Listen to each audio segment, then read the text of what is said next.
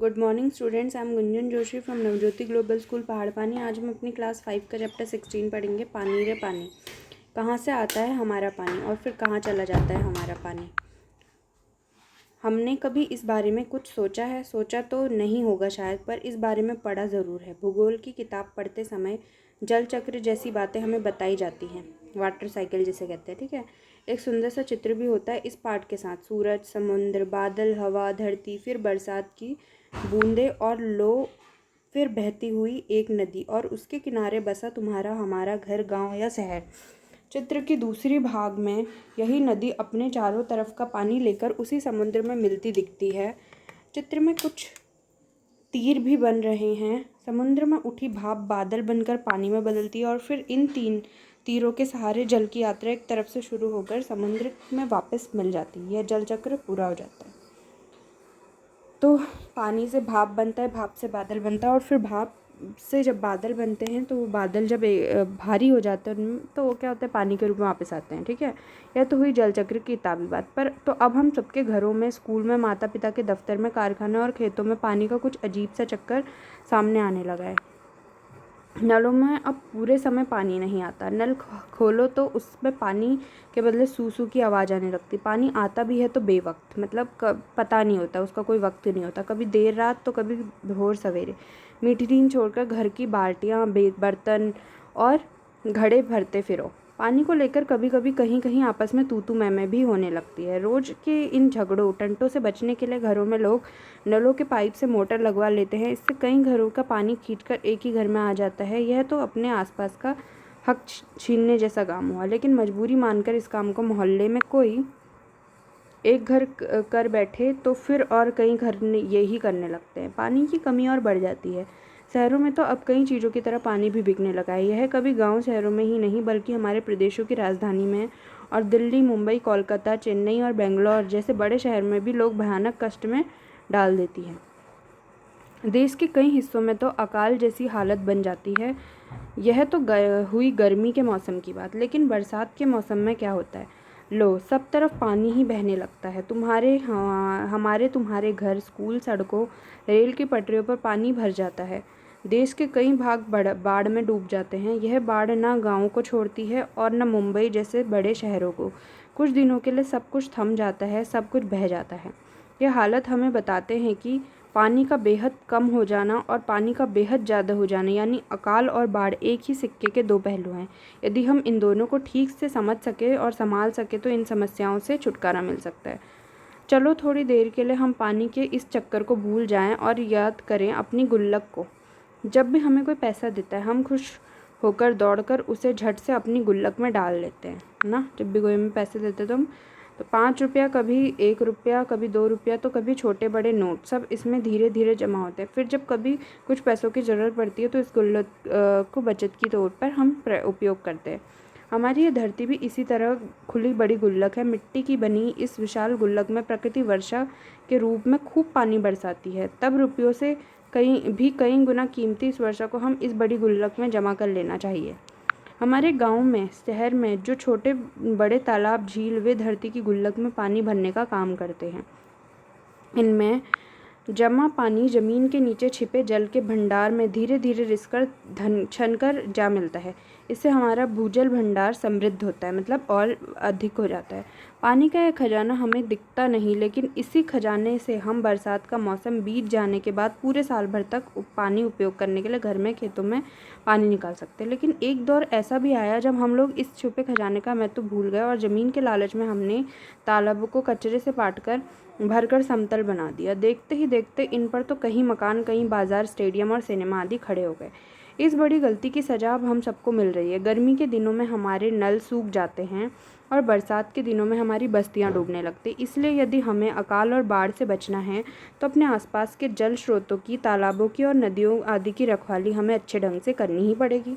ठीक है, अब जल चक्र हम ठीक से समझे, जब बरसात हो तो उसे थाम ले, अपना भूजल भंडार सुरक्षित रखें, अपनी गुल्लक भरते रहें, तभी हमें ज़रूरत के समय पानी की कोई कमी नहीं आएगी। यदि हमने जल चक्र का ठीक उपयोग नहीं किया तो हम पानी के चक्कर में फंसते चले जाएंगे। तो ये पाठ किसने लिखा? अनुपम मिश्र ने। ठीक है, अब तुम्हारे आसपास, अपने आसपास के बड़ों से पूछकर पता लगाओ तुम्हारे घर में पानी कहाँ से आता है।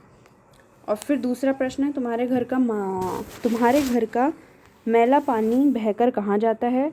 फिर तीसरा प्रश्न का क पार्ट क्या है, तुम्हारे इलाके में धरती के अंदर। पहला प्रश्न क्या है, तुम्हारे घर में पानी कहाँ से आता है। तो अब देखिए, हमारे घर में पानी कहाँ से आता है। हमारे घर में पानी जो है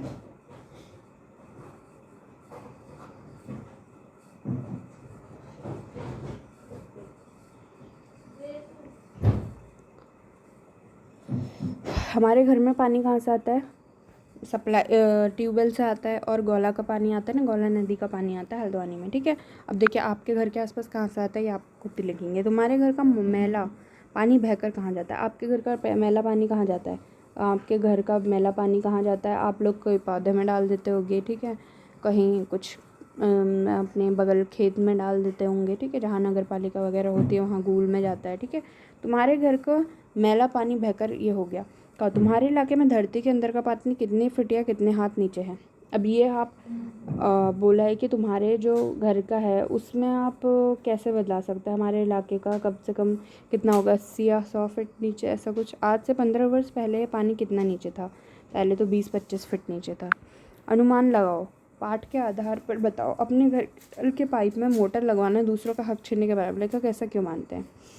देखो, मोटर लगवाने वालों को पर्याप्त पानी मिल जाता है, जबकि मोटर नहीं लगवाने वालों को पानी नहीं मिल पाता। स्पष्टतः उनका हक छीनने के बराबर ही है। बड़ी संख्या में इमारतें बनने से बाढ़ और अकाल का खतरा कैसे पैदा होता है।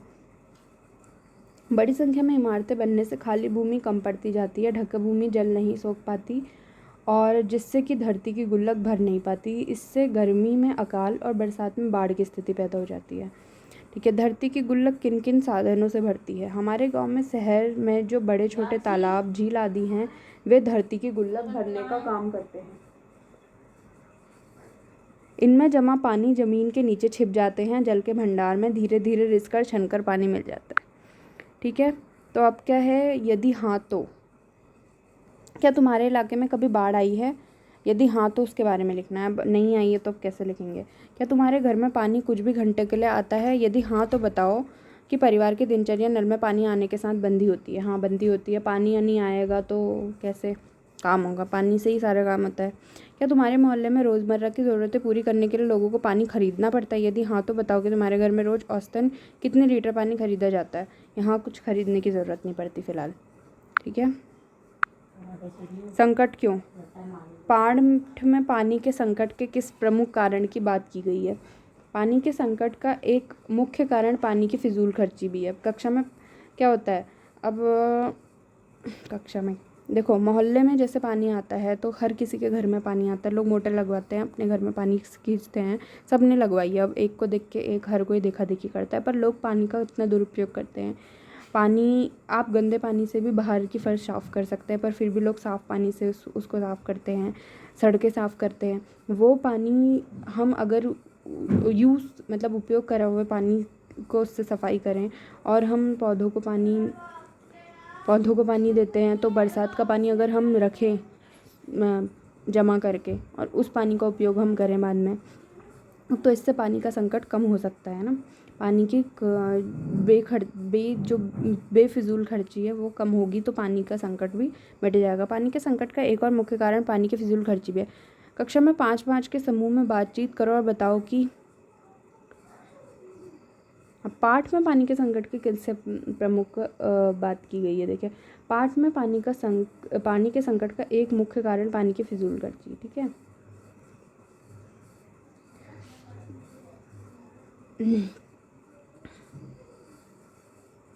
अब क्या था, पानी के संकट का एक और मुख्य कारण पानी की फिजूल खर्ची है। कक्षा में 5-5 के समूह में बातचीत करो और बताओ कि अपनी रोज़मर्रा की ज़िंदगी में पानी की बचत करने के लिए तुम क्या क्या उपाय कर सकते हो। अब हम क्या क्या उपाय कर सकते हैं। पानी की बचत करने के लिए हम क्या कर सकते हैं, नदी तथा तालाबों को कचरों से, मतलब हम क्या कर सकते हैं, हम पानी की बचत करने के लिए पानी, जो वर्षा से हमें पानी मिलता है, जो प्रकृति हमें स्वयं देती है, उसको पानी को बचाकर उसको रख सकते हैं। और क्या कर सकते हैं, हम पानी को जितना ज़रूरत है उतना ही उसका उपयोग करें, ठीक है। और जब भी वर्षा हो तो खूब बड़े टैंक में उसको पानी को जमा करने ताकि पानी की वो दिक्कत ना हो। जितना उपलब्ध है उससे कहीं ज़्यादा खर्च करने से पानी का संकट उत्पन्न होता है। क्या यही बात हम बिजली के संकट के बारे में भी कह सकते हैं? तो इसमें क्या बोला है कि जितना उपलब्ध है उससे ज़्यादा पानी खर्च करने से संकट। हाँ, ये बात बिजली के संकट के बारे में भी कह सकते हैं, क्योंकि बिजली भी क्या होता है, लोग अब बिजली भी कहीं, जैसे पंखा चलता है तो एक घर में पंखा चलता है। अगर कोई पंखा किसी कमरे में या कहीं खुला रह गया तो खुला रह जाता है, कभी लाइट खुली रह जाती है, ठीक है। तो इस तरह से जो बिजली है उसकी भी बेफिजूल खर्ची होती है। और कोई जो बड़े बड़े घर होते हैं, लोग वहाँ एक नहीं 1000 बल्ब लगा देते हैं चमचमाने के लिए, बल्कि और उस वजह से जो बिजली गरीब लोगों को है उनको नहीं मिल पाती है, ठीक है। तो बिजली की कटौती इसी वजह से की जाती है ताकि लोग बिजली का वो भी ना कर पाएँ ज़्यादा दुरुपयोग, और बिजली की कटौती भी बढ़ेगी ही अगर ऐसे दिक्कतें आएंगी, ठीक है। पानी का चक्कर, भाषा का चक्कर। पानी की समस्या बचत से संबंधित पोस्टर और नारे तैयार करने हैं आपको, और यहाँ तुम 4-4 के समूह में नारे तैयार करने हैं और उसका पोस्टर बनाना है। पानी की बर्बादी सबकी बर्बादी। इस नारे में बर्बादी शब्द का एक अर्थ है या 2 अलग अर्थ है, सोचो। अब क्या बोला है कि पानी की बर्बादी सबकी बर्बादी होती है। अब इसमें वो बोल रहे हैं कि क्या कहते हैं, इसमें बर्बादी का अर्थ क्या, देखो। बर्बादी का अर्थ है पानी की कमी से सबको होने वाली परेशानी। पानी से संबंधित कुछ मुहावरे और उनका वाक्य प्रयोग। उसकी पानी हमारी ज़िंदगी में महत्वपूर्ण होता है। मुहावरे की दुनिया में भी उसके खा जाएगा। पानी से उनको निकालना और उनका उचित संदर्भ में प्रयोग करना। हाँ, तो पानी के संबंधित कुछ मुहावरे हैं, ठीक है। आँखों में पानी भराना, उसकी विपदा की कहानी सुनकर मेरी माँ की आँखों में पानी भरा है। पानी भर फेरना, मेरी मेहनत पर तुमने पानी फेर दिया। पानी पानी होना, अपनी गलती के कारण भरी समय में पानी पानी हो गया, मतलब शर्मसार होना, ठीक है। तो चलिए यहाँ पे हमारा पाठ ख़त्म होता है। मैं आशा करती हूँ कि आपको पाठ अच्छे से समझ में आया हो और इस पाठ से आपको ये भी पता चला हो कि पानी जो हमारे लिए कितना उपयोगी है। पानी के बिना जीवन नहीं है, ठीक है। जल बिन जीवन अधूरा कहते हैं ना, तो जल बिन जीवन है ही नहीं। अगर पानी ख़त्म हो जाएगा तो आप लोग प्यासे मर जाएंगे, और एक दिन ऐसी नौबत आएगी कि लोगों को पानी भी शायद लाखों रुपए देकर ख़रीदना पड़े। तो इसलिए पानी की अच्छे से, जैसे आप अपनी तिजोरी में अपने जेवर संभाल के रखते हैं, उसी तरह से पानी को भी संभाल कर रख और संभल कर उसका उपयोग करें। आज़ादी के बाद हक की बात ये पढ़ लेते हैं। आज़ादी के बाद पिछले 60 वर्षों में दिल्ली में पानी की औसत मांग या खपत लगभग 3 गुना बढ़ गई, पर झुग्गी बस्तियों को अभी भी औसत खपत का 30% पानी मिल पाता है। जब ज़रूरत के हिसाब से लोगों को पानी नहीं मिलता तो उनके हक छिन जाते हैं। हमारे समाज में ज़रूरत से जुड़े और कौन से मुद्दे हैं जहाँ हम बराबरी का बंटवारा नहीं दिखाई देता, और कई लोगों का हिस्सा छीनकर कुछ लोगों को दे दिया। कक्षा में और घर पर बड़ों के साथ आपको इस बारे में चर्चा करनी है। तो चलिए, मैं आशा करती हूँ कि आप इस पाठ से आपको कुछ संदेश मिला हो, ठीक है। तो चलिए, धन्यवाद।